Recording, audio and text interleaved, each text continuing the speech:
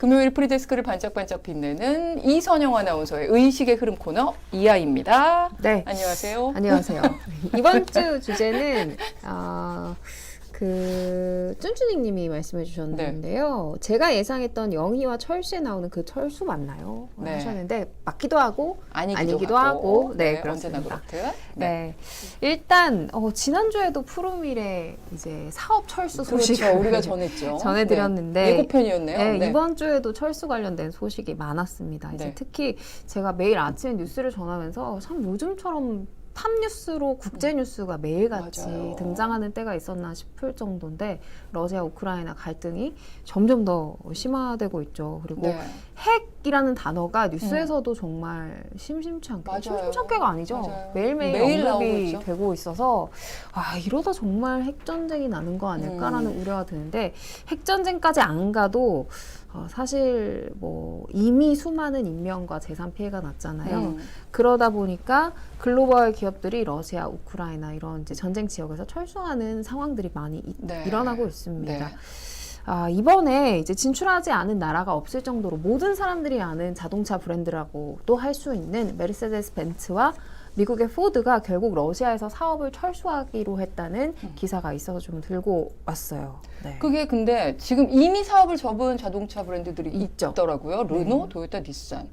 근데 이거 사업을 철수한다. 그럼 뭐 생산과 납품, 유통은 물론 아예 공장도 다 폐쇄하고 그렇죠. 이제 지점도 폐쇄하고 사무실도 폐쇄하고 사업을 매각했다 이런 뜻인데 그렇죠. 네. 이렇게 사업 철수까지는 안 가더라도 제품 생산이나 공급, 유통 이것만 그 중단한 기업까지 치면은 우리가 아는 자동차 브랜드들 거의 대부분이 대부분 포함이 되더라고요. 네. 그 중에서도 이제 도요타가 가장 발빠르게 움직여서 매각을 네. 한 회사인데요. 지난 3월에 부품 조달 문제가 있어 잠시 사업을 중단하겠다고 했다가 9월 달에 아주 재빠르게 사업 이제 철수를 결정을 했어요. 네. 닛산도 이어서 10월에 닛산 러시아 지분을 러시아 국부에 매각을 했고 이제 이때 판매된 가격이 충격적인데요. 러시아에 있는 닛산의 모든 자산을 러시아 정부에 단 1유로에 매각했습니다. 1유로면 뭐 환율에 따라 차이가 좀 있지만 뭐 1,400원, 그러게요. 1,300원대잖아요. 이제 대신에 이제 여기에 6년 이내에 같은 가격 1유로를 지불하면 이제 페이백을 다시 페이백, 이제 자산들을 돌려받는 조건이 걸려 있었고요.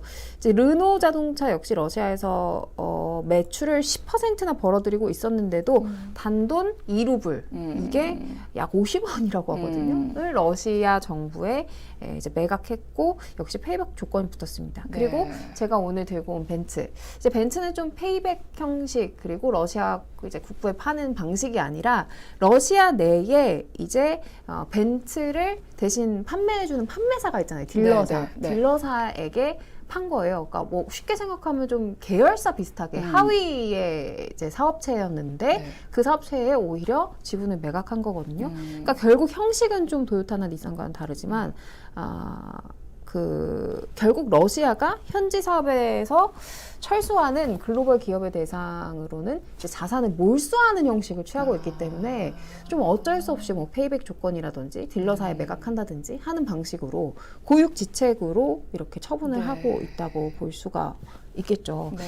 그래서 뭐 이 회사들이 르노의 경우 3조 800억 원, 닛산은 9,500억 원 정도 현지 철수 비용이 들어갈 것으로 추산이 된다고 네. 하거든요. 네. 이렇게 철수 자체가 일단 어려운 상황인데도 러시아 내에서 이 사업 철수를 결심한 기업이 종류를 불문하고 1,500여 개가 된다는 소식. 지금 왜냐하면 그 현지의 설비를 관리하기도 너무 어렵고 가동이 제대로 안 되니까 네. 부품 수급, 뭐 인력 운영, 뭐 그리고 국제사회 경제 제재도 잇따르고 있기 때문에 네. 러시아에서 사업을 한다는 것 자체가 굉장히 지금 어려운 상황이잖아요. 근데 그러면 여기서 궁금해지는 게 우리나라 여기 채팅창에도 굉장히 많이 물어보셨어요. 현기는 버팁니까? 뭐 이런 질문 많이 하셨는데 네. 현대기아차, 삼성 이런 우리나라 기업들은 어떻습니까? 그러니까 이제 우리나라 기업들도 생각보다 러시아에서 사업을 크게 하고 그렇죠, 있더라고요. 그렇죠. 그래서 아마 고민이 굉장히 이제 깊을 건데 그 중에서도 이제 자동차 이야기니까 네. 우리나라 대표 자동차 기업 현기차 네. 걱정들 하셨잖아요. 이 현대차도 고민을 거듭하고 있는 것으로 알려졌어요. 이미 이제 현대자동차 같은 경우에 러시아 내에서 정상적인 영업 못하는 상태고 공장 가동 중단된 상황이거든요. 이 이 가동 중단된 공장, 상트페테르부르크에 위치한 이 공장이 얼마나 큰 규모인가 했더니 글로벌 생산량의 5%를 담당한대요. 그러니까 꽤 큰 작은 공장이 아닌 네. 거예요. 이 공장 자산만 2조 6,200억. 어마어마한 규모의 공장인 거죠.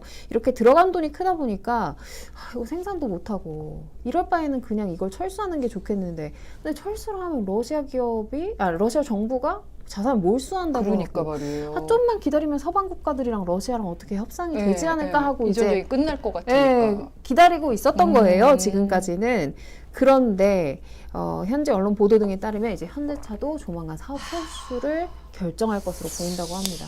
지금까지 러시아 내에서 못 판 차가 1,500대 정도 재고가 있다고 네. 하는데 요거 다 팔면 아마 철수 수순을 밟을 것 같다라는 조심스러운 예측이 나오고 근데 있어요. 문제가 그렇게 기업들이 다 철수를 하면 어쨌든 자동차 수요는 있을 테니까 그 빈자리는 누군가가 메워야 될 텐데 그렇죠. 그럼 중국밖에 없는 거 아닌가요? 중국밖에 없죠. 그러면은 전쟁이 물리적으로 다 종결이 되더라도 이 경제 전쟁으로 이렇게 좀 나뉘는 세계가 양분되는 이거는 계속되겠는데요. 맞습니다. 지금도 원자재와 이제 달러의 전쟁으로 세계가 양분되어 있는데 야, 참, 나중에는 또 어떻게 전개될지 지켜볼 일입니다.